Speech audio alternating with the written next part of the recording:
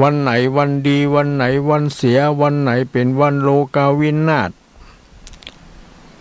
อย่างกับหนังสือปีใหม่เนาะเพิ่นจะบอกวันสังขารล่องวันเนาวันพญาวันเนี่ยวันธงชัยวันอธิบดีวันอย่างตามที่เพิ่นกำหนดกฎเกณฑ์ตามโหราศาสตร์นั่น วันเสียเฮาทำดีมันก็เป็นวันดีของเฮาเนาะเฮาคิดอย่างนี้ก็สบายใจ ถ้าเป็นวันดีแล้วแต่เฮาไปทำให้มันเสียมันก็เป็นวันเสียของเฮาแต่มันเป็นวันดีของคนทำดีเนาะ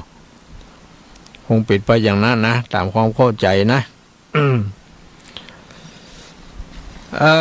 ได้เอารายการขึ้นต้น สติมาโตสทาพัทธังแปลว่าคนผู้มีสติมีความเจริญทุกเมื่อก็ทุกเวลานั่นแหละเนาะจะเป็นเมื่อเจ้าเมื่อแรงเมื่อค่ำเมื่อตอนเมื่อคืนอันนี้ก็มีสติอยู่ตลอดเวลานั่นแหละทีนี้สตินั่นก็คือความระลึกได้เนาะ ระลึกได้กึดได้คิดได้นะ นะก็แสดงว่าเป็นผู้ที่ตื่นตัวอยู่เสมอตื่นตัวอยู่เสมอนะประกอบกิจการงานอันหยังบอกว่าจะเป็นทางโลกหรือทางธรรมมีธุระหน้าที่การงานอันหยังเฮาก็มีสติอยู่ตลอดในทางธรรมก็มีความประพฤติในสุจริตคือความดีอยู่ตลอดเวลาทั้งทางกายอันกว้างศอกยาวาหนาคืบทั้งวาจากำอู้กำจาและตั้งใจก็เป็นไปด้วยความเรียบร้อยดีงามเพราะมีสติคอยกำกับอยู่ทางกายทางวาจาทางใจมันบ่มีการผิดพลาดบ่มีการ หลงลืมนี่ต่างก็ต้องอาศัยสติเนี่ยเป็นตัวประกอบที่สำคัญทางกายเขาจะทำอะไรอย่างเขามีสติทางวาจาเขาจะอู้จะจาอะไรอย่างเขาก็มีสติทางใจเขาจะเกิดจะคิดอะไรอย่างเขาก็มีสตินะทำอะไรอย่างก็จะบ่เกิดความผิดพลาดถ้าเขามีสติ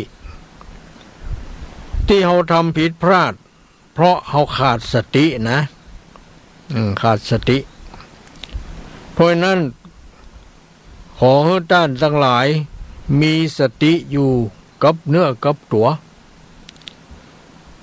อยู่ตลอดเวลานั่นแหละบอกว่าจะเป็นเมื่อใด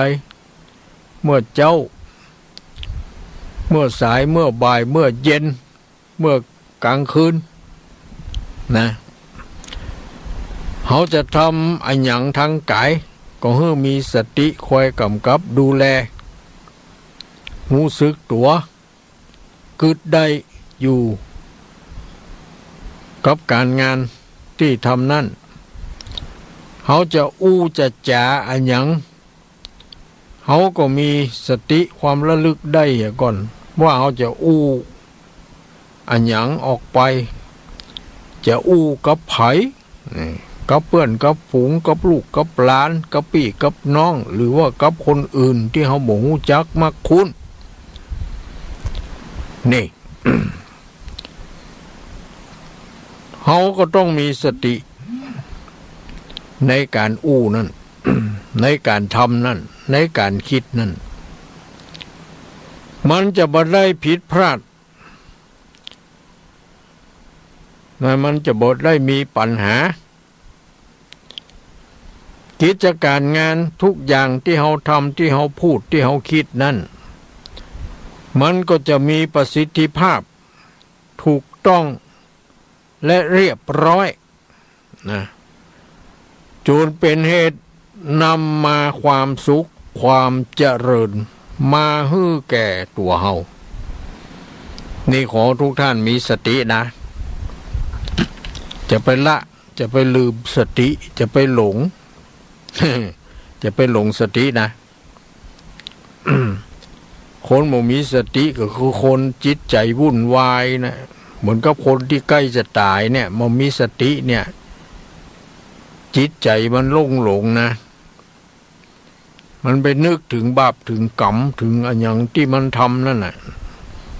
นะมันก็จะไปสู่อบายอ่ะคือบ่สบายละแต่ถ้ามีสติดีนะเกิดถึงคุณงามความดีเกิดถึงการทำบุญกุศลเกิดถึงเฮาได้บวชตุเป็กพระได้ทำบุญก่อสร้างวิหารการโบสถ์นึกถึงที่เฮาได้บริจาคทานให้แก่คนยากคนจนหรือให้แก่พระสงฆ์องค์ข้าเจ้านั่นแหละคือเฮามีสติเฮาทำกิจอย่างต่างๆมันก็จะมีประสิทธิภาพถูกต้องเรียบร้อยดีงามมันก็จะนำมาซึ่งความสุขซึ่งความเจริญมาให้แก่ตัวเฮาอย่างแน่นอนนะอันนี้ อย่าลืมสติอย่าไปเผลอลืมสติขอให้มีสติทุกเมื่อหูสึกตัวทั่วพร้อมอยู่ตลอดเวลาทุกอิริยาบถจะเป็นการยืนเดินนั่งนอนก็ให้มีสติคอยกำกับดูแลอยู่ตลอดเวลา อันนี้เขาก็พูดกันมาหลายครั้งหลายหนมาย้ำมาเตือนเนาะเพื่อแก่ญาติโยมทั้งหลายได้หันคุณค่าหรือคุณของสติ อันนี้ข้อที่หนึ่งที่ว่าสติมโตสถาพัทธังนี่นะแปลว่าคนผู้มีสติมีความเจริญทุกเมื่อบ่มีความเสื่อมนะมีแต่ความเจริญนี่แล้วทุกคนต้องการอะไรอย่างต้องการความเจริญเนาะความเสื่อมนี่บ่มีไผต้องการเพราะมันบ่ดีเนาะ นะส่วนภาษิตข้อที่สองแถมนี่ว่าสติมาสุขเมทัตติแปลว่าคนมีสตินั่นย่อมได้รับความสุขเปิ้นว่าได้รับความสุขหรอเนาะได้รับความสุขคนที่มีสตินะบุคคลใดมีสติเจริญอยู่เสมอในอิริยาบถทั้งสี่ยืนเดินนั่งนอนก็มีสติบุคคลนั้นย่อมได้รับความสุขความสุขเป็นยังไงก็เฮาฮู้เองนะเฮาทำอย่างใดเนี่ยอย่างเราได้ทำบุญเนี่ยเรามีความสุขใจมันสุขอย่างใดก็เพื่อท่านลองทำบุญพอ เนาะเรามาจ้างบอกว่าความสุขนั้นเป็นยังไงเนาะเนี่ยบอกว่าจะเป็นต่างโลกหรือต่างธรรมเมื่อเราเจริญสติแล้วเนี่ยต ต่างก็จะสามารถได้รับความสุขทั้งนั้นเช่นต่างโลกคนใดก็ดีเมื่อมีสติก็จะสามารถประกอบกิจธุระหน้าที่การงานได้อย่างมีประสิทธิภาพถูกต้องนี่ทำให้เจริญรุ่งเรืองนี่อันนี้ทางโลกนะส่วนทางธรรมนั้นสตินับว่าสำคัญมากนักเพราะว่าการประพฤติธรรมทุกอย่างนั้นต่างก็ต้องอาศัยสติเป็นตัวกำกับทั้งนั้นดังนั้นบอกว่าจะเป็นทางไหนทางโลกทางธรรมบุคคลเมื่อประกอบด้วยสติแล้วเนี่ยย่อมจะสามารถยังความเจริญความสุขความสำเร็จได้เกิดขึ้นได้เนาะนี่นะเพราะนั้นขอทุกท่านได้มองหันคุณประโยชน์ของการที่เจริญสติ ว่ามีกุลกับเฮามากมายก่ายกองทำให้เฮาทำยังบ่พลั้งเผลอทำให้เฮาพูดอันยังไปในทางที่ดีทำให้ใจเฮากึดในสิ่งที่ดีเพราะเฮามีสติคอยกำกับดูแลอยู่ตลอดเวลาสติมาปัญญาก็เกิดถ้าสติมันเตลิดมันก็เกิดปัญหาเนี่ยเนาะเพราะนั้นสติมาสุขเมทติคนมีสติย่อมได้รับความสุขสติมาโตสทาพัทธังคนผู้มีสติมีความเจริญทุกเมื่อนี่เนาะ อันนี้จำไว้นะ ถ้าจำมาได้ก็บอกหูยี่ยจะได้เพราะมันก้อมมันจีนยาวสติเนาะสติคืออะไรยังหูก็ หูกะก็ทุลุงบอกแล้วเหรอสติก็คือความระลึกได้อียาระลึกอะไรยังควรใจเวลาไหน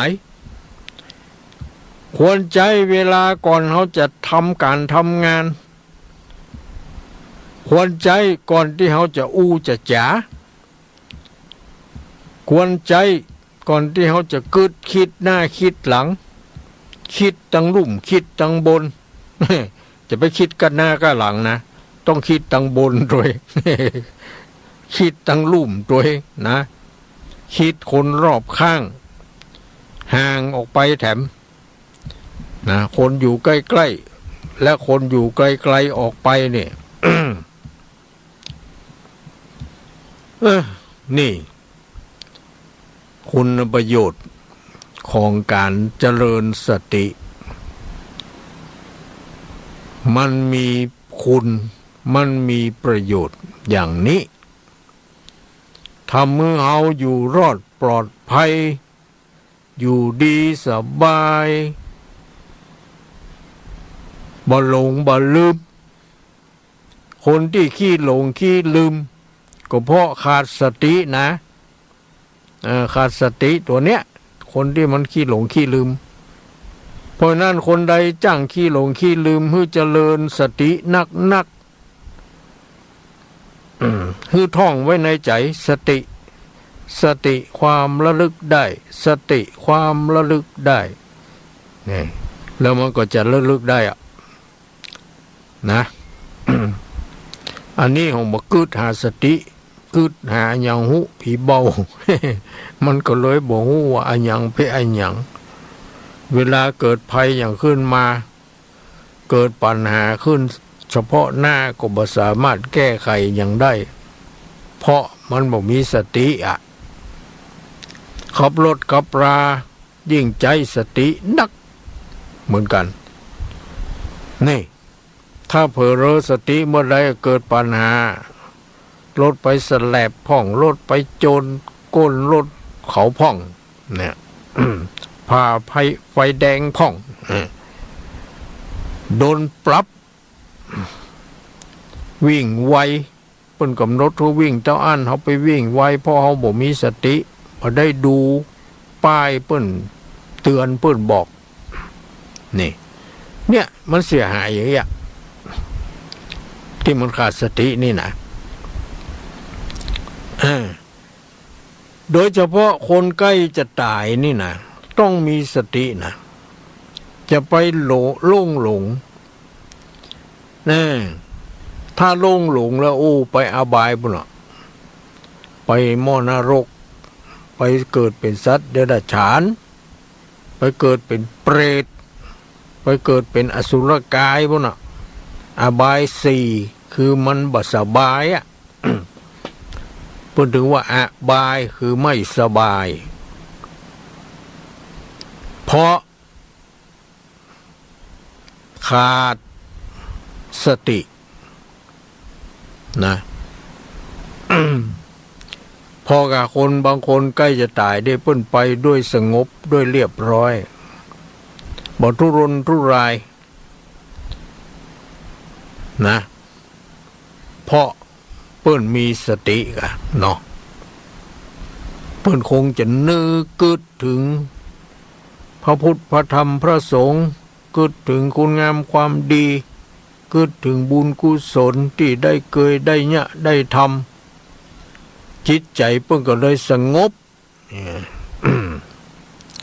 เนี่ยสติ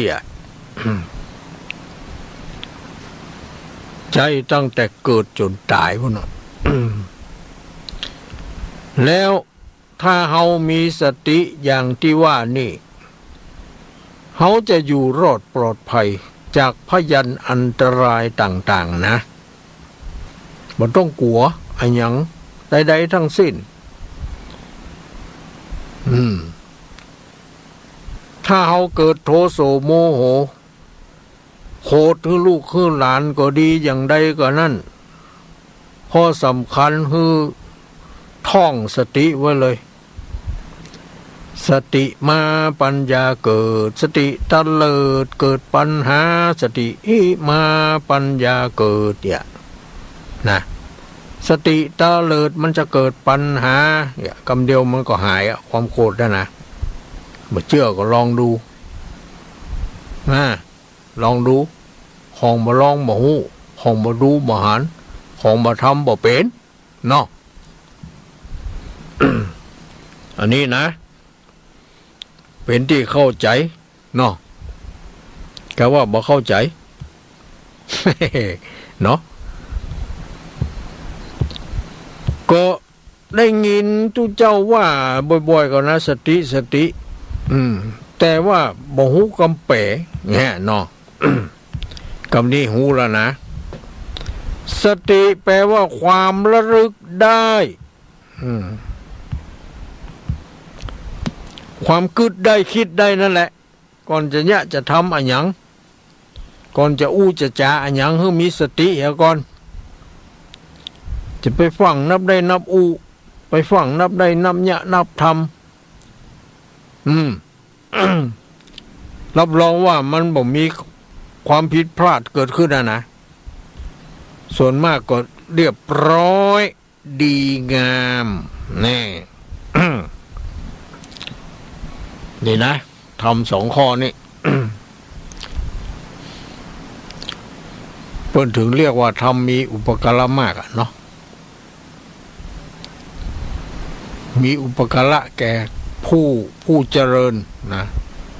มีอุปการะแก่ผู้ที่เจริญสตินั่นแหละอันนี้เขาก็มาว่ากันบ่อยๆมันจะได้จ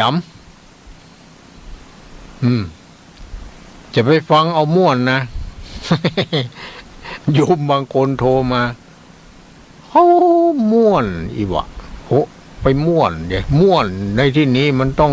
ได้ความรู้นั่นก็คือม่วน เนาะ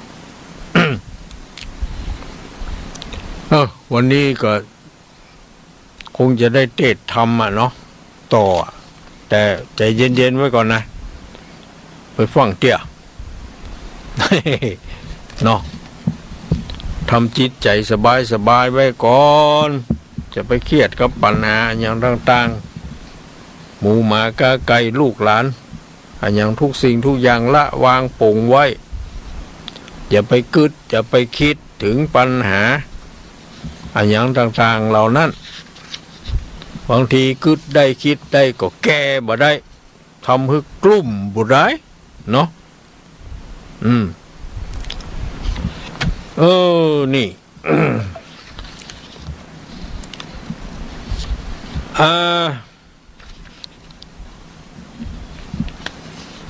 จะต่อด้วยคำว่าสรณะเขาเคยได้ยินเนาะสรณะอย่าเขารับศีลเนี่ยพุทธังสรณังอย่าสรณะนี่แหละพุทธังสรณังคัจฉามิข้าพเจ้าขอถึงซึ่งพระพุทธเจ้าอย่าเนาะว่าเป็นสรณะที่ปึ้งอย่า สรณะตัวนี้นะสรณะเนี่ยเปิ้นหมายถึงเป็นเครื่องเบียดเบียนกำจัดนำออกย่ำยีซึ่งโทษคือภัยความกลัวความสะดุ้งความทุกขติกิเลสเมื่อมีพระรัตนตรัยสถิตอยู่ในใจของเฮาแล้วความกลัวความสะดุ้งความบ่สบายใจทุกขติและกิเลสก็จะถูกกำจัดหรือถูกทำลายไปสิ้นนี่แต่ถ้าบ่มีบ่ได้ลึกกึดถึงพระพุทธเจ้าบ่เอามาเป็นสรณะที่ปึ้งไปเอาอันอย่างหุมาเป็นสรณะที่ปึ้ง ไปเอาพูดผีปีศาจไปเอาต้นไม้ต้นตอก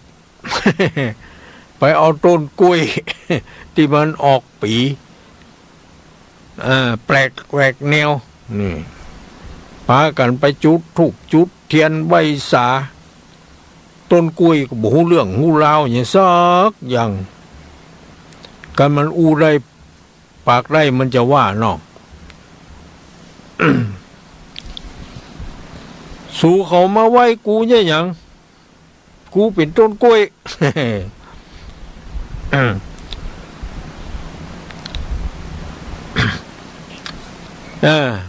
นั่นแหละมันเป็นความเข้าใจเอาคนเฮานี่มันต้องเอาพระพุทธเจ้าพระธรรมพระสงฆ์พ่อแม่ครูบาอาจารย์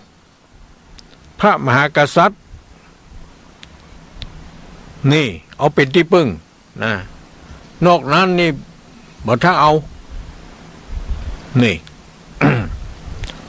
เอาพระพุทธเจ้าเป็นที่พึ่งเอาพระธรรมเป็นที่พึ่งเอาพระสงฆ์เป็นที่พึ่งที่เรียกว่าพระรัตนตรัยนั่นแหละที่เราได้เปล่งคำขอพุทธังสรณังคัจฉามิธัมมังสรณังคัจฉามิสังฆังสรณังคัจฉามิเมื่อแปลก็แปลว่าข้าพระเจ้าขอเอาหรือว่าขอถึงพระพุทธเจ้าพระธรรมพระสงฆ์ว่าเป็นสรณะที่พึ่งเนี่ยนี่ ปิตามารดาสรณังคัจฉามิขอเอาพ่อเอาแม่เป็นสรณะที่พึ่งครูอุปชายาจาริยาวสรณังคัจฉามิ ข้าพเจ้าขอเอาครูบาอาจารย์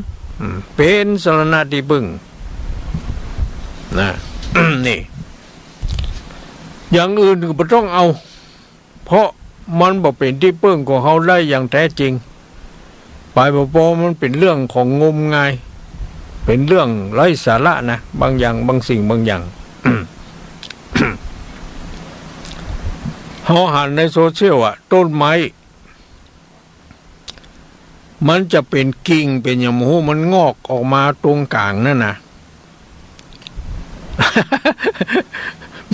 งมกุโงพอยังสีวลึงงมนี่นะเขาก็ไปจุดธูปจุดเทียนไหว้สาไปโปไปขอหวย มันจะหูอย่างต้นไม้นี่แล้วก็ไปโฆษณาว่าคนนั่นถูกคนนี้ถูกบางครั้งบางทีมันก็ถูกแต่ว่ามันเป็นโชคลาภของเขามาวนเวียนคบไขว้ที่จะได้ถ้าเอาบอกไปไหว้ต้นไม้นั้นมันก็ถึงจะได้เนี่ยพอดีว่ามันไปทำไปไหว้อย่างนั้นมันประจวบกันเข้าในเวลาเดียวกัน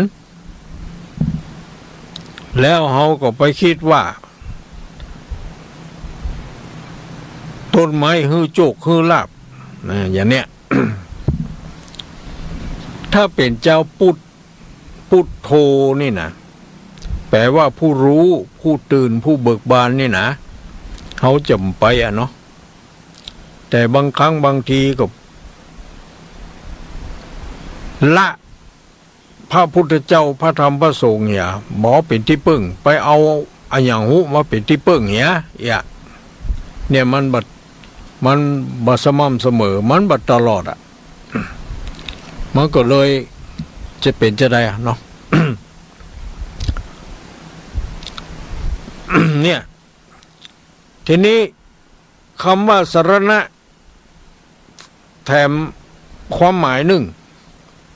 ก็คือหมายถึงเป็นที่อาศัยไปปกติใจของคนเฮานั่นน่ะมันมีสิ่งที่เกิดขึ้นกับใจหลายสิ่งหลายอย่างทั้งดีทั้งบ่ดีเนาะทั้งเฉยอาศัยอยู่ได้เพียงอย่างเดียวถ้ากิเลสอยู่ในใจพระรัตนตรัยคือพระพุทธเจ้าพระธรรมพระสงฆ์ก็จะบ่อยู่ด้วยนี่เพราะกิเลสมันอยู่ในหั่นน่ะถ้าพระรัตนตรัยคือพระพุทธเจ้าพระธรรมพระสงฆ์อยู่ในใจเฮากิเลสมันก็บ่อยู่หรอนี่มันไปอยู่ได้จะได้เนาะเฮาบ่เคารพบูชามันเฮาเคารพบูชาพุทธเจ้าพระธรรมพระสงฆ์เพราะพระรัตนตรัยกับกิเลสหรือความชั่วนั้นมันเหมือนความสว่างกับความมืดนะความสว่างก็คือพระพุทธเจ้าพระธรรมพระสงฆ์ความมืดก็คือกิเลสเนี่ยเนาะเมื่อมีความสว่างมันก็บ่มีความมืดเนาะ อย่างบ้านเฮาเนี่ยถ้ามันมืดเฮาเปิดไฟฟ้าหลอดไฟความมืดมันก็หายไปแม่นบ่เนาะแสงสว่างแจ้งลึงพอหยังก็หันหมดผีก็ถึงบ่กลัวลองมันเป็นตัวรุ่มๆมาก็จะตลุกกุยจดก็มั้ง เนาะ ทีนี้ผู้ที่มีพระรัตนตรัยพระพุทธเจ้าพระธรรมพระสงฆ์อยู่ในใจนี่นะจะไปไหนก็มีพระรัตนตรัยนะไปตวยนะไปตวยเพราะฉะนั้นคำว่าพระรัตนตรัยจึงหมายถึงเป็นที่อาศัยไปนี่อันนี้เป็นความหมายหนึ่งเนาะที่เรียกว่าสรณะเนี่ยแปลว่าหมายถึงเป็นที่อาศัยไปก็คือพระรัตนตรัยนั่นแหละที่เฮาเอาเป็นสรณะที่พึ่งนั่นน่ะมันจะไปตัวเฮา โอ้บ่ได้กะตุลุงเวลาเฮาไปตกจำ พระรัตนตรัยไปตัวไปได้ป่า สักตัวนั่นหมูบ่เดียวหมีเนาะน้ำก็เจ็บน้องสักตัวถึงน้องก็ไผบ่นิยมเนาะสู้ซื้อกินเอา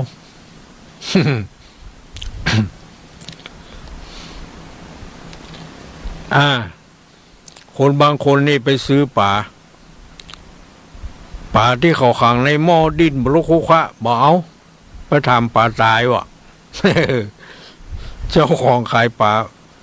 มันบอกมีป่าตายถ้ามันตายมันก็จะเหม็นเน่ากับมันมาขายได้ยัยเขาก็ต้องเอาป่าเป็นเนี่ยกับมาขังนี่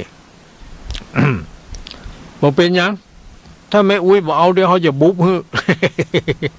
อ๋อป่าตายโบฮึเฮ้เนาะแล้วไม่อุ้ยหันก่อนอีกอะที่เขาบุบอะถ้าไม่อุ้ยหันนะเป็นบาปนะ เดี๋ยวก่อนอีน้อยไปฟังบุบด้วยอีแม่จะเหลวไปตั้งอื่นก่อน อ้าวก็ใจเขาจะเอาเนี่ยมันก็เป็นบาปอยู่ดีอ่ะเพราะเหตุใดเพราะเขาหูเขาหานเขาได้ยินเนี่ย นี่นะเขายินดีเนี่ยในการทำนั่นบาปย่อมเกิดขึ้นนี่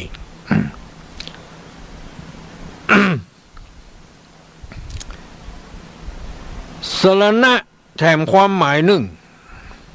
หมายถึงเป็นที่ระลึกนี่เป็นที่ระลึกนะเป็นที่ระลึกถ้ากำเมืองเขาก็เป็นที่กึด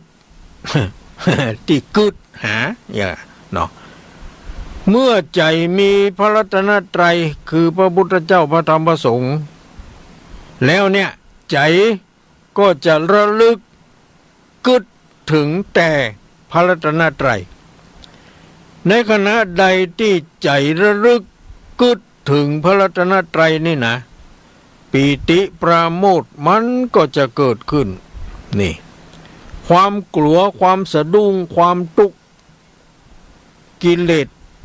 อย่างต่างๆมันก็จะหายไปเพราะนั้นพระรัตนตรัยเนี่ยจึงได้ชื่อว่าเป็นที่ระลึกนะ แถมความหมายหนึ่งสรณะเนี่ยมันหมายถึงว่าเป็นที่พึ่งและกำจัดภัยได้จริงนี่เมื่อมีพระรัตนตรัยเป็นที่ระลึกก็ได้ชื่อว่ามีที่พึ่งทุกภัยต่างๆก็หมดไปด้วยอำนาจของพระรัตนตรัยนั้นจึงได้ชื่อว่าเป็นที่พึ่งและกำจัดภัยได้จริงนะ นี่พระพุทธเจ้าชื่อว่าสรณะเพราะเป็นผู้กำจัดภัยของสัตว์ทั้งหลายโดยการนำออกจากสิ่งที่เป็นโทษภัยซึ่งบ่เป็นประโยชน์แล้วนำไปให้ถึงสิ่งที่เป็นกุศลซึ่งเป็นประโยชน์พระธรรมที่ได้ชื่อว่าสรณะก็เพราะทรงไว้หรือรักษาผู้ปฏิบัติตามบ่ให้ตกไปในทางที่ชั่วนี่ คืออบายทั้งสี่เฮาบ่ต้องไล่ไปอ่ะเช่นอย่างนรกเปรตอสุรกายและสัตว์เดรัจฉานก็ดีนี่เฮาตึมได้ไปเพราะพระรัตนตรัยอยู่กับเฮา แต่ถ้าผีอยู่กับเฮานี่บ่แน่นะมันจะไปตกมรหกมันจะไปเป็นเปรตมันจะไปเป็นอสุรกายมันจะไปเป็นสัตว์เดรัจฉานนะอันนี้แหละถ้าเรามีพระรัตนตรัยคือพระพุทธเจ้าพระธรรมเป็นสรณะที่พึ่ง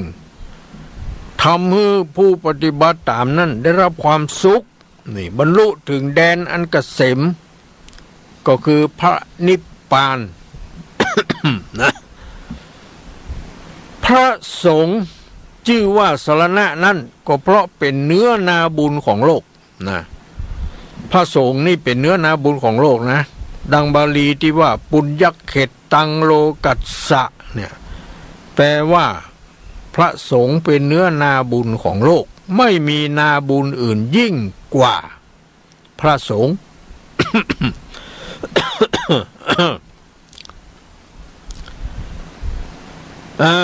หมายความว่า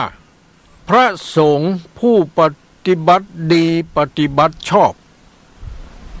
ที่เรียกว่าอริยสงฆ์นั่น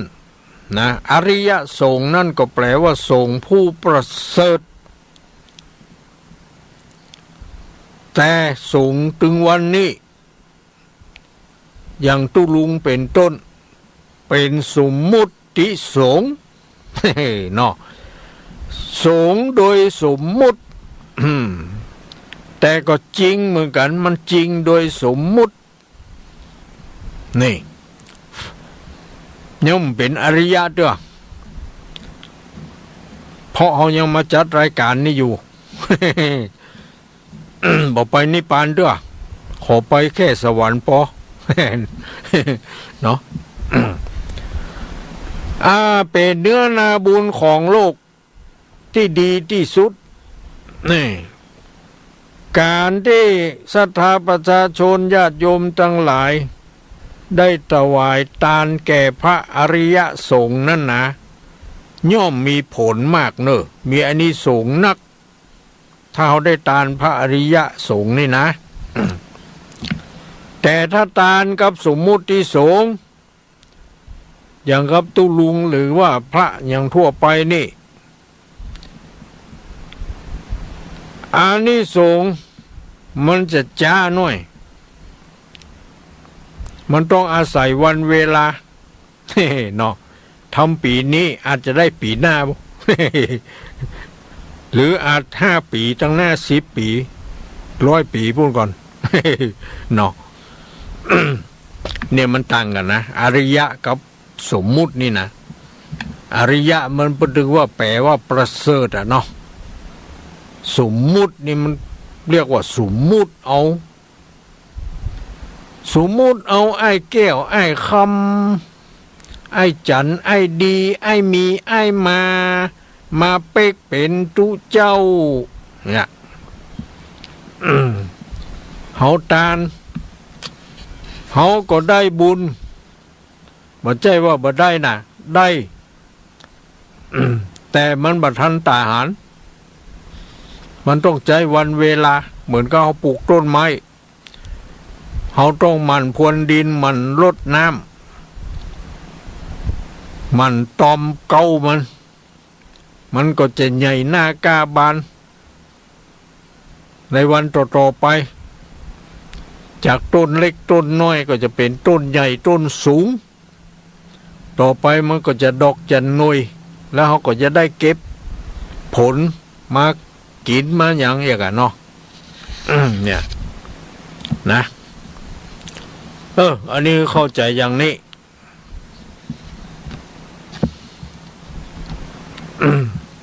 ขอให้ยึดมั่นในพระรัตนตรัยขอให้เอาพระพุทธเจ้าพระธรรมพระสงฆ์เป็นสรณะที่พึ่งอย่างอื่นนั่นเอาไว้ทีหลัง บางคนบอกเอาพระพุทธเจ้าพระธรรมพระสงฆ์นำหน้าน่ะไปเอาอย่างหุไปนำหน้าเป็นที่พึ่งวะเจ้าพุทธอย่าทำผิดหน้าที่ชาวพุทธมันต้องเอาพระพุทธเจ้าพระธรรมพระสงฆ์พระรัตนตรัยนี่แหละเป็นสรณะ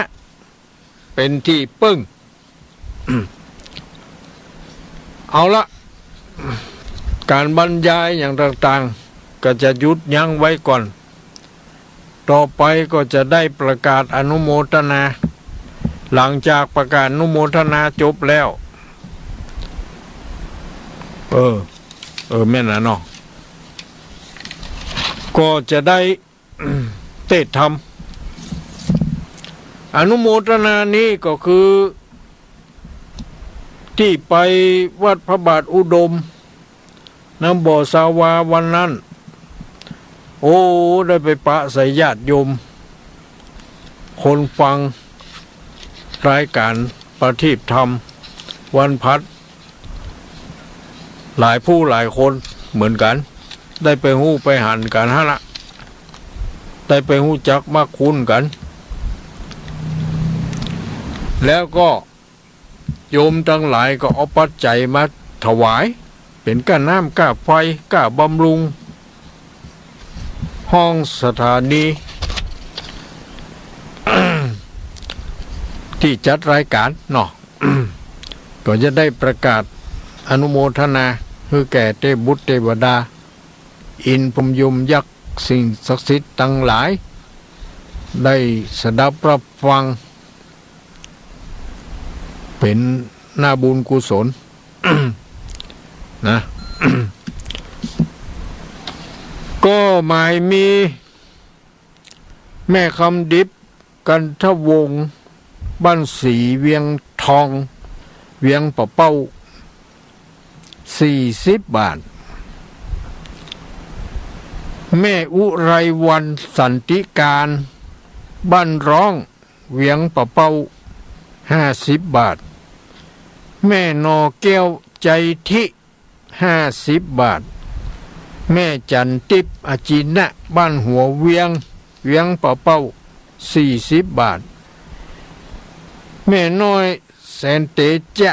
บ้านห้างต่ำ50 บาทแม่บัวเลี่ยมคำทอนบ้านห้างต่ำ100 บาทนายทวีนางพองศรีวิไลวงศ์บ้านห้างต่ำ100 บาทแม่แก้วลุนอ่อนใจบ้านศพลีเจ้ซ้อนลำปางเจ้ซ้อนปุ้นก็มีบ้านศพลีเหมือนกันเนาะเวียงเป้านี่ก็มีเนาะอันนี้มันคนละศพลีเนอะอันนี้ศพลีปุ้นเจ้ซ้อนลำปางเนาะ100 บาทอันนี้บริจาคที่อำเภอฝางเนาะที่วันนั้นนะแม่เตือนจิตสิงห์คำบ้านสวนชาอฝาง100 บาทแม่คำนวณกำลังแข็งบ้านดินดำเจ้ซ้อนลำปาง100 บาทแม่คำนวณประสานบ้านดินดำเมืองปานลำปางเหมือนกัน100 บาทอันนี้เปิ้นเอาถวายตุลุงดอยกันนี่แล้วก็เสียมันหล่ำมาเพจะได้หมูก็ว่าอย่าได้นะเขาก็เอาเข้าบัญชีนี่ละ นางวันดีรังสี60 บาทนางคำมอนดวงวิเปียนบ้านสันทรายเหลือเชียงใหม่40 บาทแม่นวลตาแก้วอินตะบ้านแม่ศูนย์อำเภอฝางเนาะ100 บาทแม่คำดิบกันทวงศ์บ้านหัวเวียงปะเป้า100 บาทนายสุเวศนางพรสิริกันทวงศ์บ้านหัวเวียงปะเป้า100 บาทป้อน้อยติบแม่จันบุญมาบ้านแม่ศูนย์น้อย100 บาทแม่คำแดงคลองมีบ้านแม่ศูนย์น้อยอำเภอฝางเนาะ100 บาทแม่ฉลาดเจ้ซอดเมืองปานจังหวัดลำปางเนาะ100 บาทวันนั้นได้ไปปะปบกันได้หันกันแล้วเนาะ แม่จันเตี้ยงตะเวทีบ้านดินดำเจ้ซ้อนลำปาง100 บาทแล้วก็บ่ฮู้จักชื่อ ก็คือเปิ้นบ่ได้บอกเปิ้นเอาปัจจัยถวายมัวอันปั่นปอนอย่างเปิ้นอยู่เนาะก็เลยหมูจักชื่อเปิ้นนะที่วัดพระบาทอุดมน่ะ40 บาทอันนี้ก็สาธุเนออนุโมทนาขออยู่ดีมีสุขอายุมั่นขวัญยืนประจากทุกโศกโรคภัยไข้เจ็บนานาประการมีความสุขความสำราญเบิกบานใจมีโชคลาภวาสนาบารมีมีคุณงามความดีมีบุญอยู่กับตัวตลอดไปขอให้โชคดีมีชัยเนอทุกผู้ทุกคนขออนุโมทนาสาธุสาธุสาธุอันนี้ก็ได้ประกาศอนุโมทนาไปแล้วก็ดูเหมือนจะมีอันอย่างกิจกรรมอันอย่างของพระนักเผยแพร่อย่างนี้นะเดี๋ยวก่อนเนอะถ้าออกอากาศเพิ่งก็ขอเฮือนขอฮือ ขอฮือประกาศ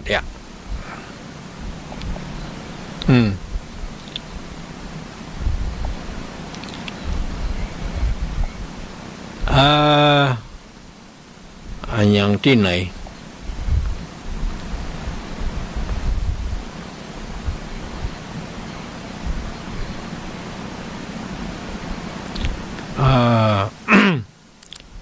ที่เปิ้นจะทำสามีจีกรรมลดน้ำดำหัวครูบาอาจารย์พระนักจัดรายการ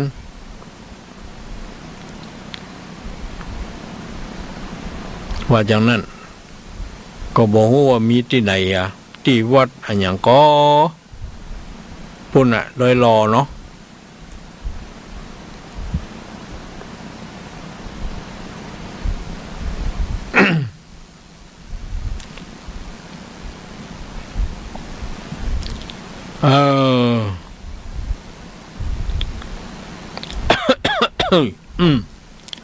เป็นไอเป็นไอโอ้ระยะนี้อากาศเปลี่ยนแปลงเนาะ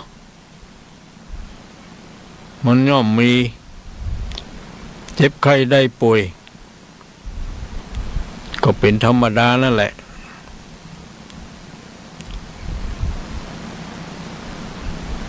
ก็รักษาเนื้อรักษาตัวไขมันเนาะคือมันอยู่รอดปลอดภัยจะไปคือมันได้เจ็บได้ไข้ได้หนาวได้เป็นหวัดภูมิคุ้มกันบกพร่องนี่มันเป็นง่ายนะเนาะถ้าร่างกายเขาแข็งแรงอยู่ตลอดเวลานี่ส่วนมากมันบล่ำเป็นยังถึงเป็นก็เป็นน้อยเป็นนักเป็นพอให้พอดีเนาะประมาณนั้นมีไหนนี่เดี๋ยวเสาะพอหาก่อนเพิ่นก็บอกว่าขอพระนักจัดรายการเนี่ยได้คูได้จ๋าได้บอกได้กล่าวฮือแก่ญาติโยมทั้งหลาย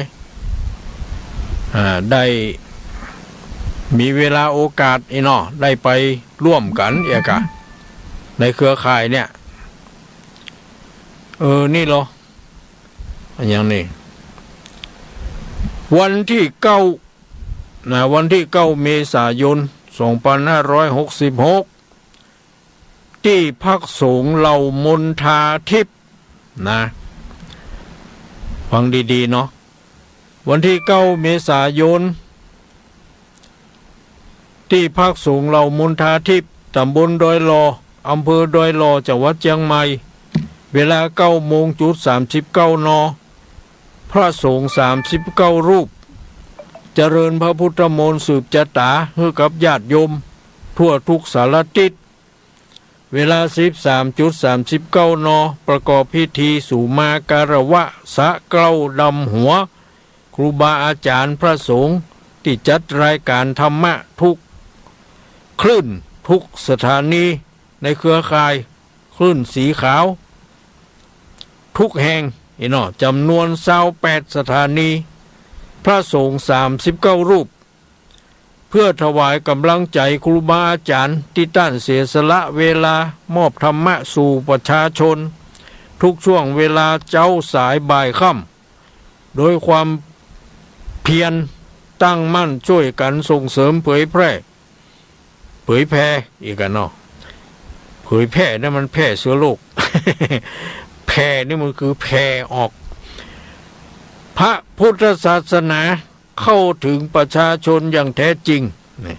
อีกทั้งได้เปิดโอกาสให้ญาติโยมได้พบปะแลกเปลี่ยนให้กำลังใจซึ่งกันและกันในกลุ่มผู้ฟังรายการทุกรายการนะเพราะฉะนั้นขอกราบนิมนต์พระสงฆ์ผู้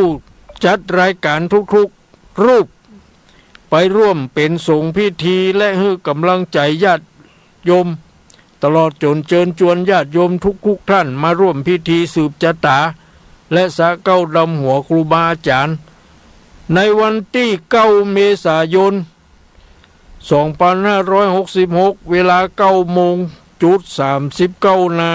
ตรงเริ่มพิธีณที่พักสงฆ์เหล่ามณฑาทิพย์ตำบลดอยหล่ออำเภอดอยหล่อจังหวัดเชียงใหม่นะอันนี้ก็ประกาศให้รับทราบเนาะพวกก็บอกว่านิมนต์พระนักจัดรายการและผู้จัดรายการแจ้งประชาสัมพันธ์ในรายการของทุกท่านด้วยช่วงเวลาอันนี้ก็แจ้งให้แล้วเนาะอนุโมทนาสาธุเนอทุกคนเอาจะได้ทำละเวลายังแหมบ่นักบ่หลาย เอา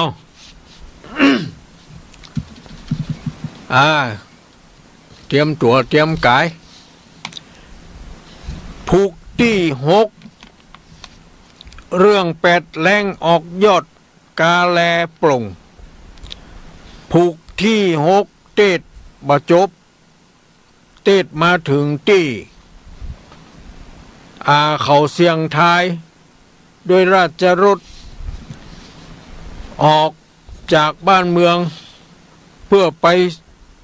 เสาะหาพญาเจ้าเมืองมาแทนพญาเจ้าเมืองที่ได้ถึงแก่กรรมไปในหมายความว่าบ้านเมืองนั้นบ่มีเจ้าฟ้าเจ้าแผ่นดินปกครองหมู่ปุโรหิตเสนาอามาตย์ทั้งหลายก็พากันเสี่ยงทายด้วยราชรถปล่อยไปดูเหมือนอันเนาะ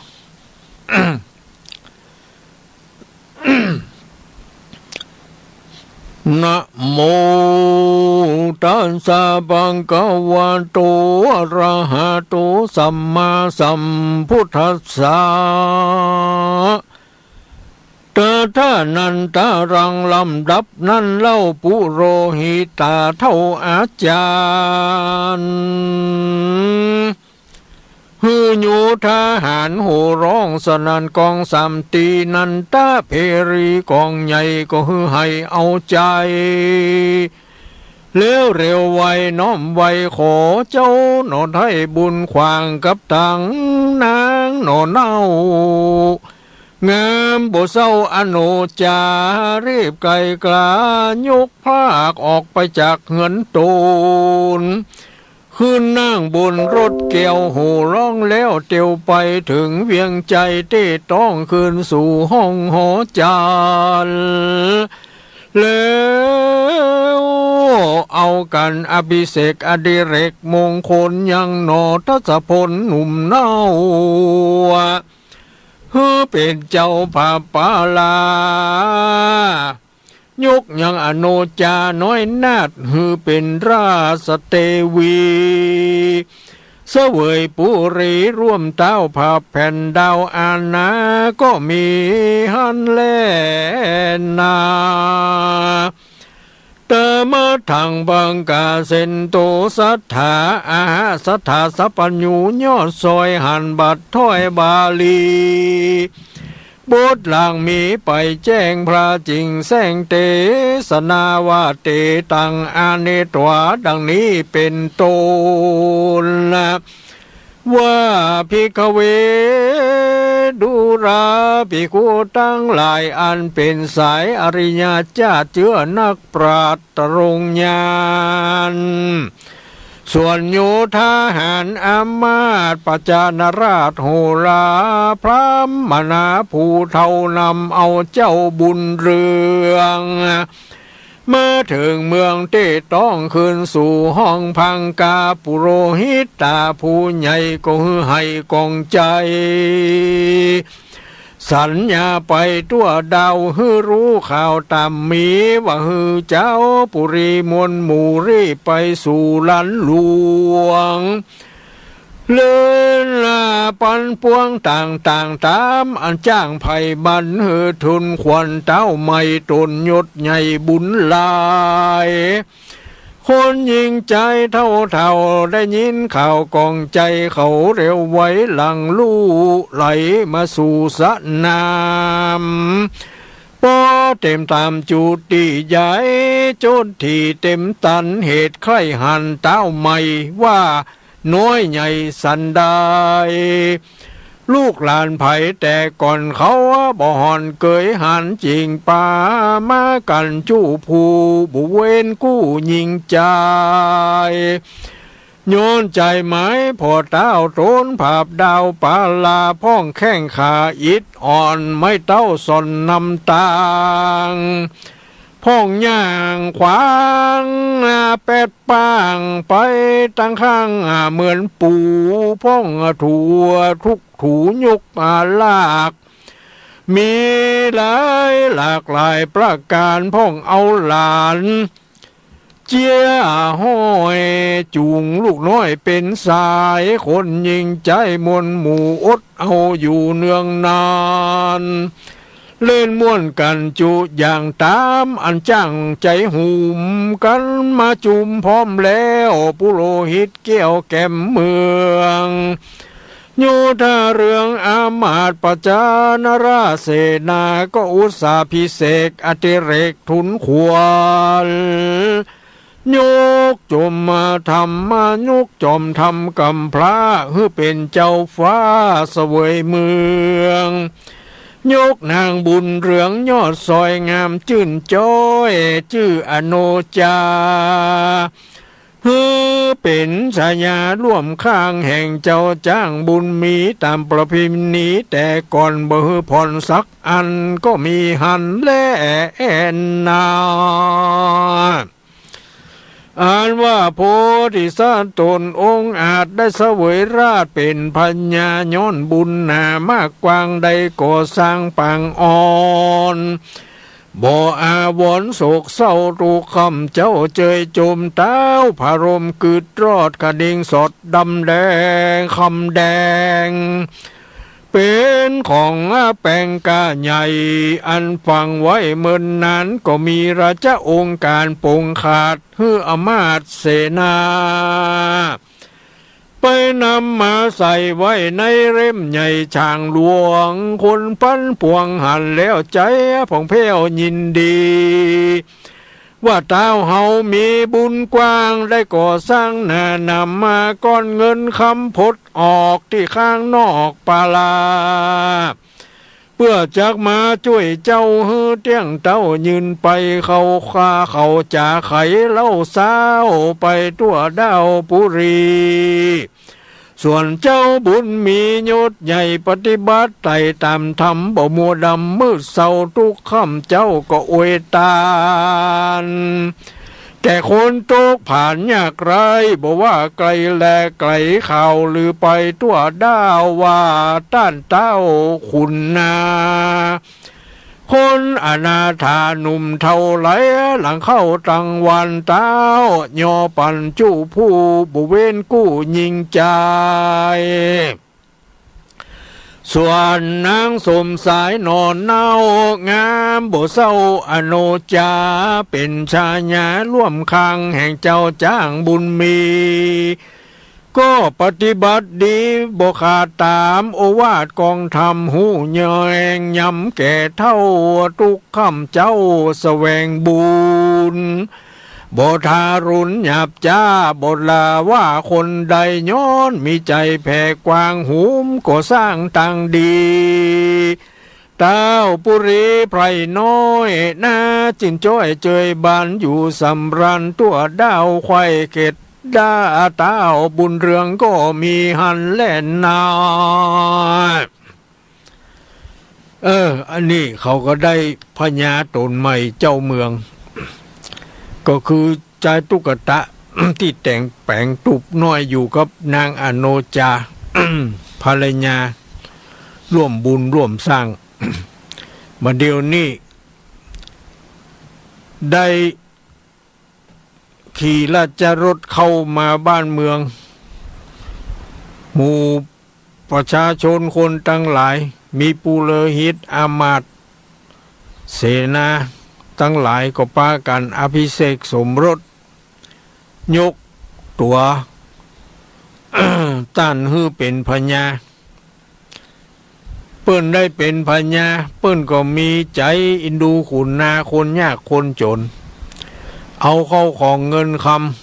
ำที่ได้เอาฝังไว้แต่ก่อนแล้วกันเนาะ เอาออกมาจุกจ่ายเตตันนางอนุจาก็เป็นชายาร่วมข้างปฏิบัติดีบ่ขาดตามโอวาทกองธรรมนี่เพิ่นได้กันอย่างเนี้ยนะหูแยงยำแก่เท่าทุกค่ำเจ้าแสวงบุญบททารุณหยาบจ้าบดาว่าคนใดนี่เพิ่นเป็นตัวกรรมตัวบุญเพิ่น มีใจก็แผ่กว้างหุมก่อสร้างตังดีนี่บ่ใช่หุมก่อสร้างทางบาปนะ เนี่ย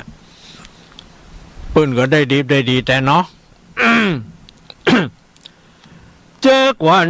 นาจะเล่าถึงสามีเก่าราชาเทวีคือโช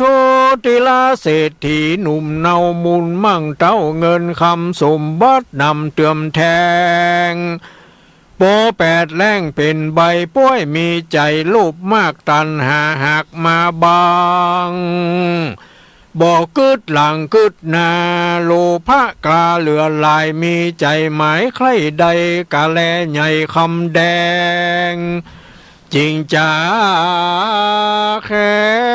งตันต่อกับนางนออโนจาผู้มีอิริยาบถเศร้าปฏิบัติเข้าตามธรรมดาครับจำฮือพระครับหนีจากไปปาน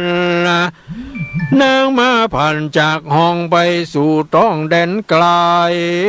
ดังใดใครบอกเล่าตั้งแต่เก้าเดิมมากันอโนจาหนอแก้วลงเหือนแล้วหายหนีโจติละเศรษฐีบาปกล้า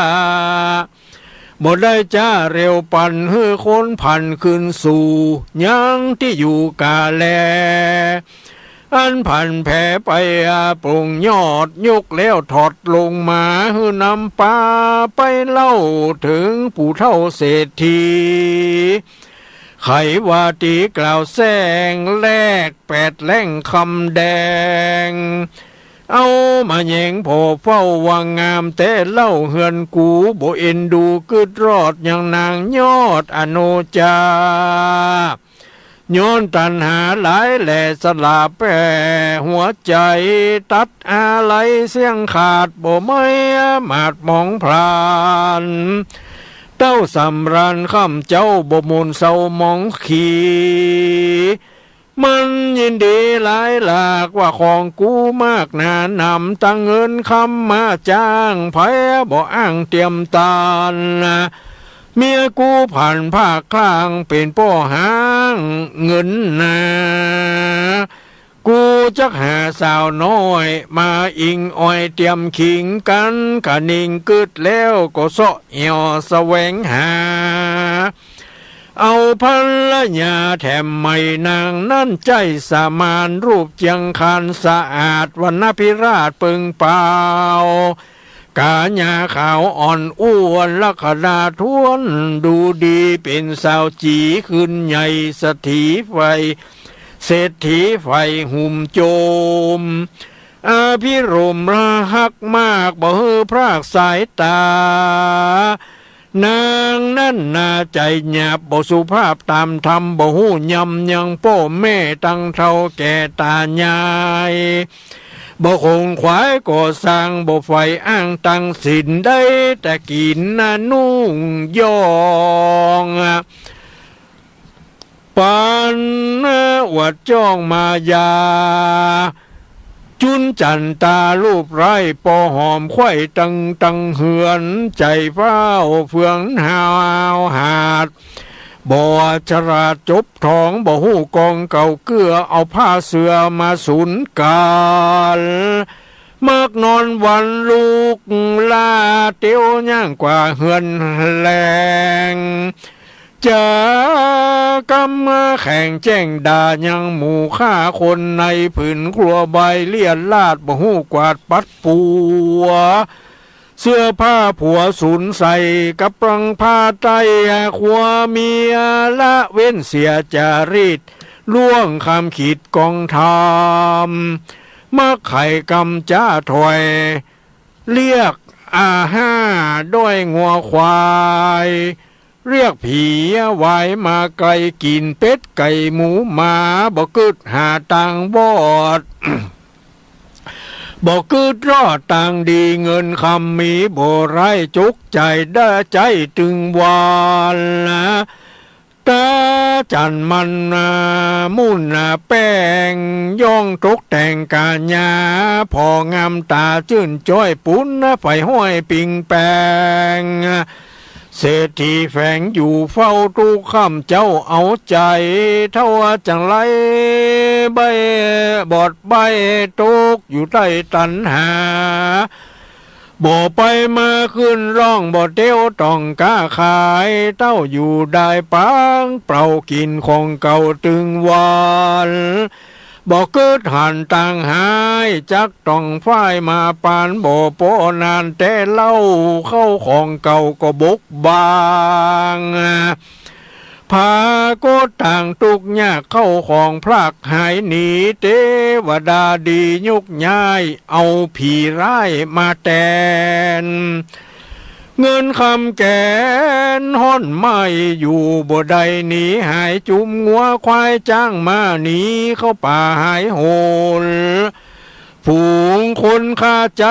อยู่บ่ได้ก็หนีไปกาแลใส่ก้าใหญ่อันแรกไว้เดิมมาเป็นคำขาแต่เก้าก็มนเศร้าพันเพเป็นกาแลไม่แห้งอาเพศแซงหันรายเงินคำหลายฝั่งซ่อนที่ใต้บ่อนดินดานก็อันตรธานนาขาดเสียงโม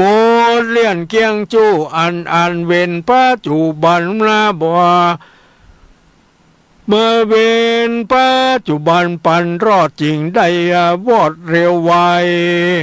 บ่มีอันใดใจทุกยากไรเหลือผ่านแอวคอตันดังเก่าเป็นทุกเล่าสองตีก็มีหันและนา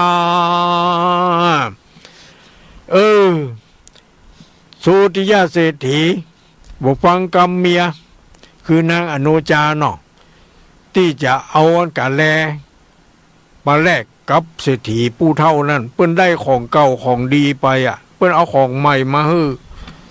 มันงามเนาะเป็นคำเหลืองเตื้อไอ้กะทีนี้อยู่ดุนเมือนต่อมามันเป็นคำปลอมเศร้าไปอย่างใหญ่พอท่อปูเศรษฐี มันก็กินของเก่ามันบอกไปก้าบอกไปขายมันไปเนี่ยอย่างสักอย่างนี่เนาะสุดท้ายของเก่าวำวายอาวอดวายหายไปเสี่ยงไปอย่าประตกประเสียงเมียมันก็ปากจ๋าก็บ่ม่วนนี่นะเงินคำที่มีอยู่เสี่ยงซ้ำหนีหายงัวควายก็หนีเข้าป่าเข้าแพะไปหมดเทวดาที่รักษาหอเฮือนอยู่ก็อยู่บ่ได้พากันหนีไปหมดสุติยาเศรษฐีก็เป็นคนยากคนจนเหมือนเดิมนี่แอวขอทานนั่นมันเป็นอย่างนี้เนาะโอ้เมียอโนจาจัดดีเนาะมันบอกฟังกำเมียมันเป็นอย่างนี้นะเนาะเพราะนั้นผัวต้องฟังกำเมียโดยพ้องเนอะจะไปด่าเมียจะไปตีเมีย เนาะ เมียเป็นเพื่อนตายเฮา ก็มาอันจะเหมือนกับชุติยาเศรษฐีนี่นะ เตนาวุตังเหตุนั้นใส่พระที่ไวสัพปัญญูยินอินดูสัตว์โลกจับทุกโศกไปนานจริงเขามุกกะตานผ่องแผ้วย้อยยามแล้วเตสนาว่าตัวตันหานั้นเล่าหากเป็นเก้าตังวาย ทุกข์มีหลายเหลือหลากย่อมเกิดจากตัณหาตัณหาคือทหารเนาะหันเงินคำไม่ใครได้เอาของเก่าไปแลกเนี่ยมันเป็นอย่างนี้ก็เลยทุกข์ยากเหมือนเลย เหมือนเดิมทุกข์โศกาหม่นไม่ทุกข์ยากไรหากินทุกข์เมาวินปัดพรากทุกข์ได้จากเสียการทุกข์หลายอันจ่องห้อยบ่มีบ่น้อยนาย้อนตันหามือเศร้าหากเป็นเก้าปามีดังโชติลาเศรษฐีหยุดใหญ่เข้าของไข่ทุมทองเงินคำกองจุแห่งแรกแปดแรงมาแกมหวังจักแถมหือกวางเมียร่วมข้างจำหนีเอานารีหนุ่มน้อยเมื่อกิ่งก็ห้อยปีญาเข้าว่าของอากากล้าก้อยกล้าตุกไม่หมาดมองพรานเอวคอตันข้ามเจ้ามองหมุนเศร้าเกืองแกนก็มีหันเล่นนาตาสมาเหตุนั้นเล่าคนหนุ่มเท่ายิงใจเฮาตั้งหลายจู้ผู้อันข้างอยู่สงสารได้ตู้พลานหลายหลากแม่นเกิดจากตัณหากวนอดสาก่อสร้างแต่ตาต่างบุญตันไปหนุนตีต่อหักษาศีลก็หัดใจภาวนาไปจ้องฮือปูนห้องตัณหาบ่โศกามุนเศร้าลวดไล่เข้าในละปานานากาตากานาอันจักมาไปนาบ่ยาจ้าและนาอันว่าโจติลาเศรษฐีบาปใบลมโอดนาไรสองโหนไอหมู่คนหนุ่มเท่าสหายเก่าเดิมอ่อนยินอาวรหมุนเศร้าทุกคำเจ้าเครื่องขี่ก็ปาเมียหนีจากห้องประเทศต้องเบียงใจขอกินไปจ้าใจนับอันใด10 ปีราชาตานีหน่วยใหญ่เอวไปไข่ลายเมืองกำขี่เครื่องกันอยากไปหายจากสันดานยางมองผ่านข้ามเจ้าเป็นดังเก่าเดิมมายินคนจะเล่าสาวต้านเต้าปุรีปราณสีเมืองเก่าใจบ่เศร้าเตตานเงินคำขานเสื้อผ้าตั้งเครื่องงาอลังการแก่คนผลานยากไล่บ่เว้นไว้คนใดเท่าว่าจังอะไรฟังแล้วใจผ่องแผ้วเจยบาน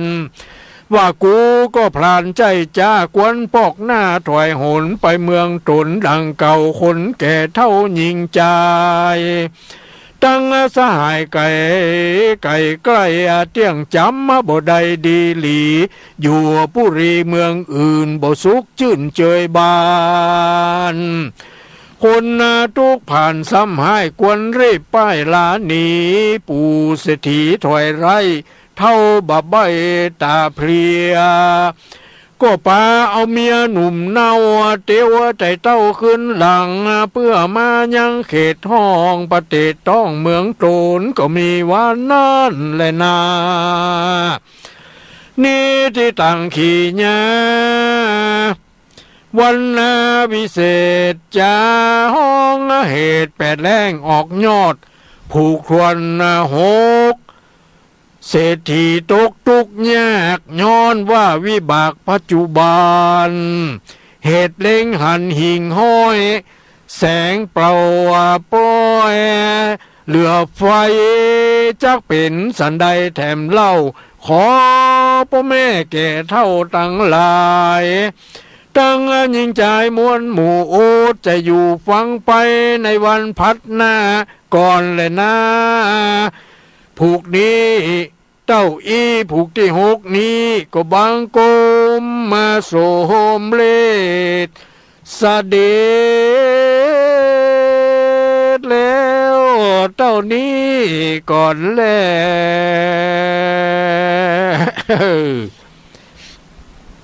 เอ้าเสียงเกือบบ่พด เนาะบ่เป็นหยังอ้าวจบไปแล้วผูกทวนหกเนี่ยเศรษฐีมั่งมีสีสุขอยู่ดีบ่ว่าดีเนาะบ่อยู่ตามเนื้อตามตัวบ่อยู่ตามธรรมคำสอน เอาแปดแรงยอดของแท้ไปแลกของปลอมผลสุดท้ายกินของเก่าเงินทองซ้ำเสียงจนเป็นคนยากคนจนทุกข์ผันเอาไม่ขอกินไปเป็นวันบัดเดี๋ยวนี้ฮู้ว่าเศรษฐีเมืองปาราณสีเปิ้นใจดีหุ่มกินหุ่มตานฮือเข้าของอาหารตานแก่คนยากคนจนนี่เนาะเศรษฐีได้ยินได้ฟังเขาเล่าอู้สู่มาก็เลยอยากจะไปขอเอกะเนาะคงจะเป็นนั่นโพธิสัตว์เจ้านางอโนจานี่หมดเนาะเศรษฐีคนนี้เนาะ มันไปป้าใส่เมียเก่ามันจะได้หมดนะเนาะมันจำได้มาได้หมดเนอะ มาเดี๋ยวนี้มันเอาสาวน้อยหรอก เมื่อก่อนมันมีเงินมีทองนักเนาะ มันก็ไปสู่ขอเอาสาวน้อยมาเป็นเมียปรากฏว่ามีแต่ย่องแต่งเนื้อแต่งตัวการงานอย่างกับวันเนี้ยบ่ทำกินของเก่าทิกๆอย่างเนาะจนมันสิบหายไว้หัวเสี่ยงซ้ำบุญอย่างก็บ่ช่วยจนเป็นคนยากคนจนขอกินขอทานไปเป็นวันๆเนี่ยว่าคนเฮาเนาะมันเป็นอย่างเนี้ย เพราะฉะนั้นอันนี้ก็เป็นอุทาหรณ์สอนใจเป็นตัวอย่างหนึ่งที่เฮาคิดว่ามันทำไมถึงเป็นอย่างนั้นมันทำไมถึงเป็นอย่างนี้นะก็ตามเนื้อธรรมนี่ว่าไว้เนาะญาติโยมทั้งหลายฟังแล้วได้คติสอนใจเป็นจะได้พ่องนี่เนาะบัดเดี๋ยวนี้ผูกที่6มาจบลงตรงนี้นะตรงที่เศรษฐีโชติยะเศรษฐีครับนางหนุ่มน้อยเมียใหม่ได้เป็นคนทุกข์คนจนไปขอกินขอทานส่วนโพธิสัตว์เจ้ากำลังอโนจาปอดโทบัดเดี๋ยวเพิ่นได้เป็นพญาเจ้าเมืองเป็นมเหสีเนาะเนี่ยบุญไผ่บุญมันกรรมไผ่กรรมมันเป็นอย่างนี้นะเอาละญาติโยมทั้งหลายเหลือเวลานี่20 นาทีก็จะเปิดโอกาสคือญาติโยมทั้งหลายได้โทรเข้ามาในหลังไมค์มาอู้มาจ๋าแก้ง่อมแก้ไงแก้เครียดแก้เซ็งว่าฟังรายการปาฏิบธรรมวันนี้เป็นจะได้ฟังแล้วได้คติสอนใจอันยังพ่องเนาะหรือว่าจะฮืดตู้ลุงปรับปรุงแก้ไขอันยังได้ก็เสนอมาว่ามาพร้อมที่จะรับฟังทุกปัญหาทุกเรื่องทุกอย่างเนาะเอา0819934074ใครจะโทรมาก็โทรมาบัดเดี๋ยวนี้ยังเวลาแหมน้อยเดียวโทรใหม่ก็ได้โทรเก่าก็ได้ วันนั้นไปน้ำบ่อสาวาไปปะใส่อัน สถาญาติโยมแฟนรายการธรรมะเอานักนี่รับเลยเนาะเจริญปอนเป็นภาษาเจ้าตะลงโยโทมาใส่บ้านห้องพระเจ้าอยู่แม่ใส่น้องนะเจ้าแม่สายทองบ้านห้องลำปูนฟังงามขอเข้าใจดีเจ้าแปดแรงยังมียอดอยู่นะฟังต่อไปเนาะยังเป็นว่ากินโบกกินบะพ่อแม่แต่ละเป็นบ่อยบ่น้อยเนาะน่าจะกินโบกกินบะเนี่ยเนาะบอกว่าคุณค่าของเงินคำลงลืมตัวเนาะมันเป็นอย่างนั้นเพิ่นจึงบอกว่าอย่างก็มีคำจะได้ไปอวดอ้างอย่างมีขี่จ้างจะไปลืมดินก็จะมีเงินก็ถึงมือได้อวดเนาะคนมืออวดอ้าง น่ากันเอ้าอนุโมทนาสาธุแม่สายทองนี่สายแรกมาแล้วเนาะเอ้าสายสองมีก็มีมาเอามาเจริญปอนฮัลโหลฮัลโหลเจริญปอนไหว้จ่าเจ้าจากไหนจ้าจากบ้านสันหาบเจ้าบ้านสันหาบสันปะตองเจ้าโอ้สันปะตองจังใหม่เนาะเจ้าบ้านสันหาบเนาะแม่เนาะเจ้าแม่ชื่อหยังทองใบเจ้าแม่ทองใบบ้านสันหาบอำเภอสันปะตองเนาะโทรมาเป็นสายที่สองกำลังงานเขาติดในเจ้ากูเตื้อก็โทรเหมือนกันมันบัดตันเขาเนาะมันบัดติดเจ้าเป็นอย่างแม่เนาะวันนี้ติดแล้วดีแล้วเนาะแม่เนาะเจ้าไว้แต่เจ้าฟังก็ได้คติสนใจอยู่กันเนาะเจ้าเจริญปอนเนอร์อยู่ดีมีสุขสายต่อไปมาแล้วเจริญปอนเจ้ากับภาษาเจ้าหลวงพ่อจะไหนจะได้ที่ไหนอย่างใดฟังอยู่เจ้าเสียงดังฟังชัดดีขอบคุณนะหลวงพ่อนะที่ให้ทำคำสอนนะเจ้าเนอะแม่ยังชื่อนางสายฟินกันระยะอยู่บ้านตงซานเจ้าอำเภอเมืองปานลำปางไปหนานางปานไม่เฮี้ยนะเอาคนหนองปวนเลยเจ้าเนอะแม่สายพินเนาะโทรมาแล้วฟังอยู่เนาะสาธุกับไว้สาธุอนุโมทนาสาธุแม่สายพินสายต่อไปเจริญปอน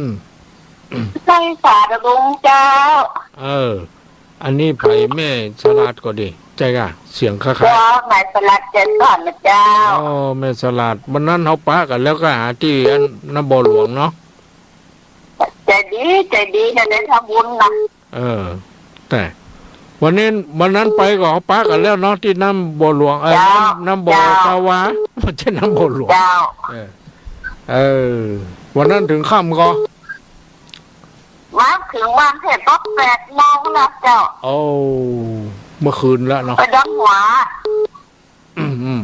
หลวงพ่อนั่นนะเนาะไหนยังก็หลวงพ่อยังก็ที่ไหนวันจันทร์นะฮะหลวงพ่อยังก็วันจันทร์นะหลวงพ่อลืมไปแล้วลุงเป็นยังหลวงพ่อก็แล้วฮะแล้วไปดังหัวคนน่ะก็มาขับไปเยอะแล้วแต่เมืองฝางฮะกะเห็นรถ8 โมงเลยเจ้าเมืองฝางฮะกะใกล้ว่าที่ไหนที่ไปดำหัวเปิ้นไปดำหัวคนนั้นนะตุลุงดอยนะเจ้าตุลุงดอยเจ้าดีละเนาะแม่เนาะสั่งใจสั่งอกสั่งใจได้ทำสิ่งที่เขาได้คืดไว้เต็มอกเต็มใจได้บุญใจดีนะเจ้าดีเนาะแม่เนาะขอบุญคุ้มครองเนอะป้องกันรักษาอยู่ดีมีสุขสาธุเจ้าสายต่อไปเนาะเจนเข้ามาได้เลย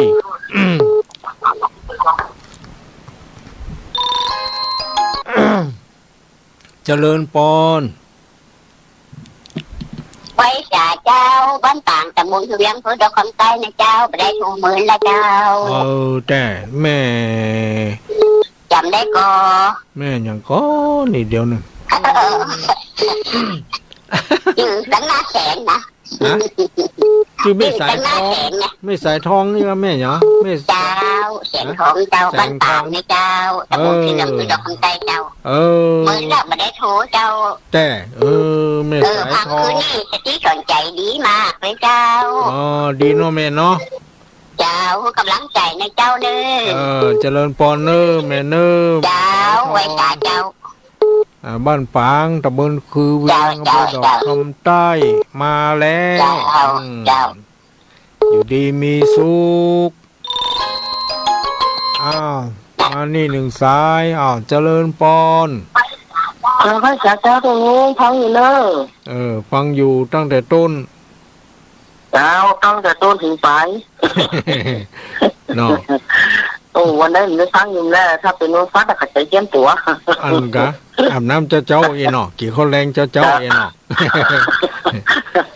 แต่มันอยู่หลับพื้นนี่มันฟังในอันในโทรศัพท์ฟังในโทรศัพท์เองเจ้าต้องชัดทันวันนอกนี่ชัดทันวันนอกนี่ฟังในเจ้าถ้าอยู่วันนอกนี่ฟังวิทยุถ้าอยู่หลับพื้นนี่ฟังอันโทรศัพท์วิทยุมันรับมาได้กะใจกะมันเหมือนได้ยินดีอ่ะตัว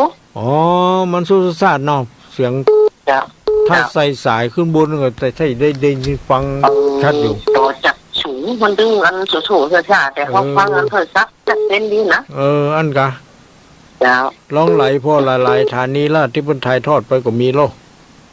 ขนาดจังไหลผมมันหนีตรงนี้แต่เขาฟังโทรศัพท์ไม่สู้เสียงสัดเจนดีอันแดงจ้าแม่ยังก็เจือจะเคยกำลังใจด้วยนะจื่อยังก็เด็กตู้ว่างๆเลยจ้ะแม่ตู้อีกอะจ้าแม่สู้กับตู้แม่ตู้เจ้าแม่ตู้เนาะบ้านยังก็บ้านร้องบ้านร้องเวียงหัวเป้าเลยจ้าบ้านร้องเวียงหัวเป้าแล้วก็ไปอยู่ละปูนบ้านลูกเจ้ามันอยู่ตัวหนูเดี๋ยวไปมาเนาะไปมาไปมันนั่นละม่อนอยู่ที่สะพานไงแล้วก็มาไปแหมกลับไปกลับมา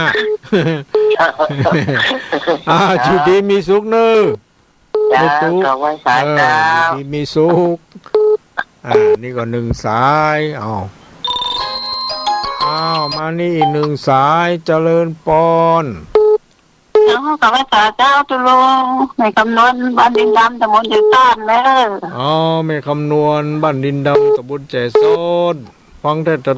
ถึงปลายกะฟังเอาเกิงกลางฟังเกิงกลางนี่เราฟังได้ตั้งแต่ต้นมาตั้งรอบฟังตั้งแต่เมื่อมาถึง8 โมงรอเมื่อไรมาหนอเมื่อไรจะออกหนอเจ้ากุต้นจะออกมาเจ้าเดียน้องเป็นน้องเนาะฟังตอนนี้หันตัวทีทวนหันวันนั้นน่ะหันที่ไหนหันที่ดัมโบซาวาเจ้าแต่เนาะหันดัมโบซาวานั่นนะกะนั่นแหละได้กันไม่หันตั้งแต่อายุ37เนาะไปมันตุลุงประมาณนั่นเสียงกับตัวคนละอย่างเลยเพราะว่าอายุ37บ่เชื่อขบปีนเดากาอีเนาะเชื่อขบปีนเดากาเจริญพรเนออยู่ดีมีสุขกำลังใจเนอแล้วเจ้าเนออายุวันโนสุขังสายต่อไปตั้งพะเยาตั้งจังไห้แต่น่านเมืองฝางที่ไหนพ่องเจริญพรไปสาเจ้าคุณลุงว่าจะได้สองแรงเคยนำเจนอำเภอน้ำฟันจังหวัดลำปางฟังเห็นเนอลำปางนี่นักเต้ห่อโทรไปเนาะฟังกันนักกันหลายเนาะทุกองทุกคืนน่ะได้ฟังทับมานอนถึงแล้วพอแต่เนาะเขาเคยฟังเนี่ยเนาะไว้สาด้วยเนาะดีละแม่กองแรงดีมีสุขเนอะสาธุนี่ก็ลำปางแป่น่านเนาะที่อื่นมีอยู่ก่อโทรเข้ามาเจริญพร เจ้ากับไว้สาเจ้าตุลุงแม่สุเกี้ยวศิลพรสิเตี้ยมันห้องละปูนเด้อแม่สุแก้วมาแล้วเจ้าฟังตุลุงอยู่เด้อคนเราต้องมีสติเนาะนั่นแหละ จะไปเผลอเลยสติสติดีสติแม้ปัญญาเกิดนะเจ้านั่นแหละนั่นแหละเจ้าคนเราทุกคนต้องมีสติเจ้าแก็บไว้จ้าเด้อทุลุงชัดเจนดีเด้อทุลุงเจ้าชัดเจนดีเนาะอยู่ดีมีสุขขึ้น98.75ว่าด้วยจ่องซักเด้อเจ้าทุลุงดีแล้วเนาะชัดเจนดีเด้อเจ้าแก็บไว้จ้าเด้อทุลุงสาธุโมตามีอากาศมันร้อนอย่างนี้นะดูแลสุขภาพทุลุงตัวเด้อเจ้าเด้อเป็นห่วงนะเจ้าเหมือนกันเด้อเจ้าสาธุเจ้านี่ก็มาจากลำปูนเนาะมีแหมอยู่ก็ยังแหม9 นาทีโทรมาแถมได้อยู่หลายสายเนาะ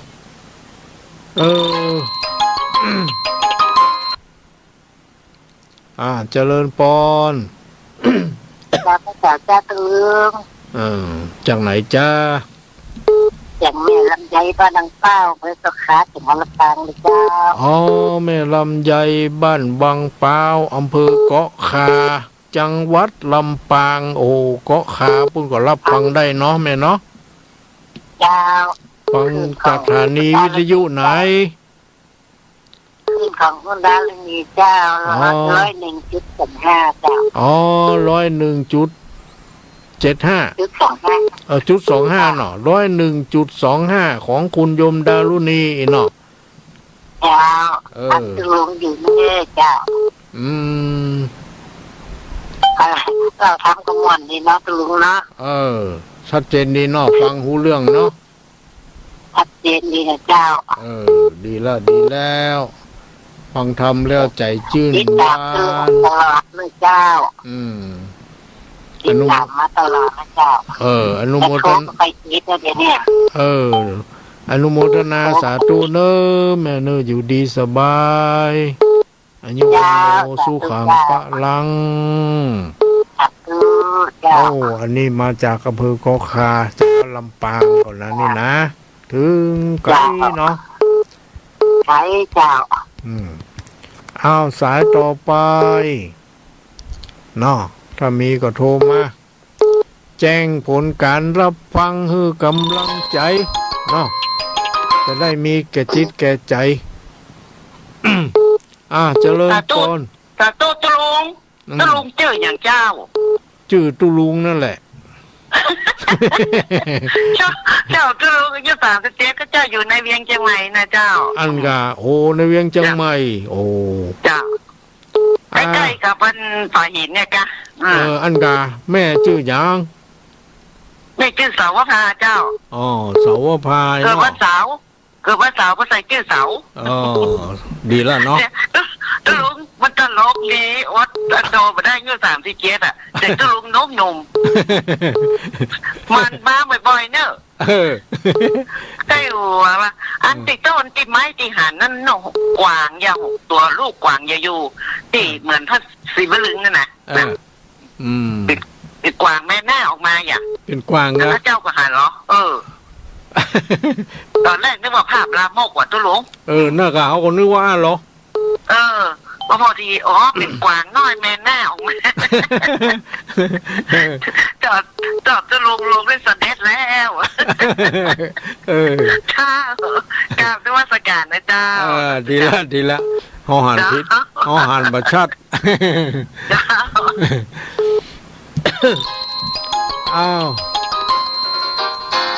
อันนี้ในเมืองเชียงใหม่เพิ่นโทรมาเนาะอันนี้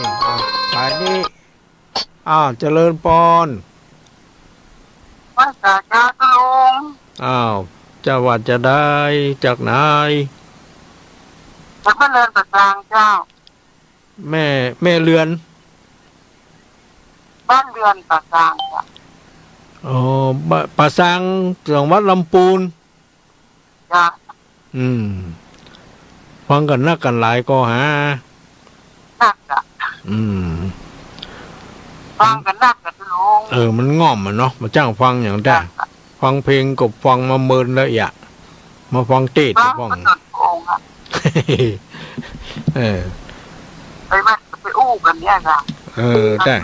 ที่ทานก็ลุงเนอะไอ้เนี่ยใหญ่ก็ลุงได้เนาะไปวัดไปอู้กันดิไปวัดจีนเนี่ยนะอู้กันเป็นว่าเล่าขวัญทุลุงอีกแล้วน่ะขวัญทุลุงแล้วปะกันแล้วอ่ะแล้วปะกับเตี้ยบ่ได้หันกับคำเตี้ยเองสักวันละมันจะได้หันกันอยู่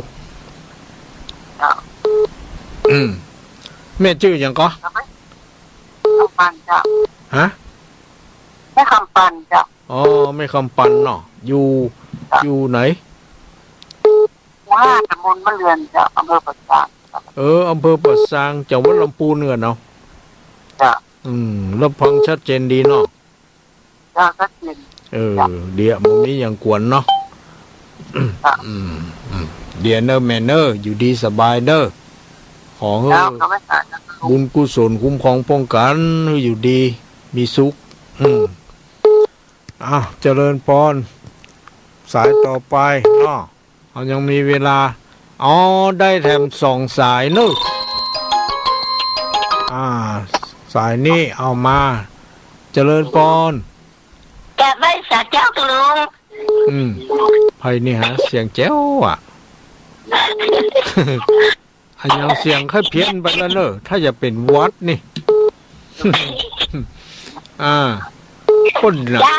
ใช้ประการแบบนี้เราชัดเจนดีเนอะวันนี้นะชัดเจนดีกะเจ้าติ๊กจะหลายเจ้ารุดรุดแต่เจ้า4-5เจ้าแล้วอันแรกเป็นอย่างนั้นเจ้าอนุโมทนาสาธุเนอะแม่สีทอนเจ้าแม่สีทอนอำเภอชัยปราการจำได้ก็อำเภอเสียงเจ้าใสจริงสายนี้สายสุดท้ายเนอะรับนะจะหมดเวลาแล้วเนาะสายสุดท้ายเจริญพรถวายเจ้าละเนาะการนมัสการเจ้าไผ่เจ้าติด2-3เสื้อละแต่ว่าไม่ได้รับสายแต่จากไหนคำแรงคงมีมาฟังแม่คำแดงแม่คำแดงคลองมีวันนั้นปะกันอยู่เจ้าได้หันตัวนั้นตัวแล้วหันตัวครับเสียงนี่มันเหมือนกันนะอันใดรอกว่ากันเสียงกับตัวอันใดรอเสียงนี่รอฟังวันนี้แล้วก่อนเสียงใหญ่สมควรตัวมันกับความแบบสบายหันตัวสั้นแต่ดีละได้หันกันแล้วเนาะบุญจะได้กลับได้ไหวได้เพราะนั้นเป็นดำหัวแล้วเขาไม่ต้องปล่อยเป็นดำหัวแล้วนะแต่ดีละเนาะของกระจุกดีมีชัยเนอร์อยู่